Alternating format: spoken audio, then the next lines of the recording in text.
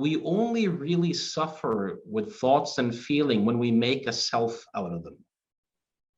And that might sound like a weird statement, like we only really suffer with thoughts and feelings when we make a self out of them. If so much of our thinking revolves around a future or a past, can we really experience a past? Can we really experience a past event? Can we really experience a future? Or can we really experience a future event? Like it looks that way, it seems that way, but can we really? So for example, if you were in my office here in Norway as a client and you had asked me like, I need to use the restroom, where is it? I would have said, okay, down the stairs, first door to the left.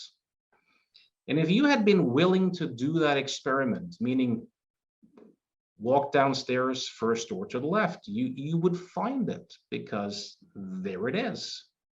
Now, in the same way, if it's possible to experience a future or a past or a future event or a past event, we should be able to find it, like we should be able to locate it. At the level of experience, we never actually experience a past event. We never relive anything or regress anything.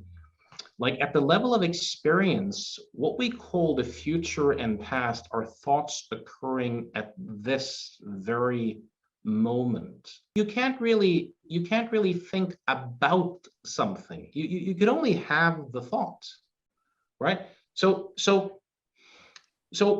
it's easier to do this with like a future thing initially. So for example, when people do anxiety, there's usually some sort of what if thought.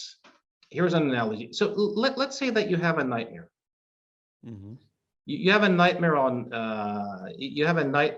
that you're on vacation, you get kidnapped by a bunch of cannibals, and they tie you to a tree, and they're going to sacrifice you to the chief. Like let's say that this is the nightmare, right? Now, you're not actually experiencing a chief, you're experiencing a thought labeled chief. You're not actually experiencing cannibals, you're experiencing thoughts labeled cannibals. Now, it seems as if you are the character that's being tied to the tree and that all of this revolves around, right? Like in the dream, it looks as if you are the character that this all revolves around. Mm-hmm. But upon awakening, it's very clear, or it can be very clear, that the character I in the dream was just another thought. Like whether the character I actually got sacrificed to the chief or not during the dream, you, beingness itself, does not share the destiny of that particular character. Like you never really share the destiny of the character called I in any dream. It just seems that way from the perspective of being lost in the dream.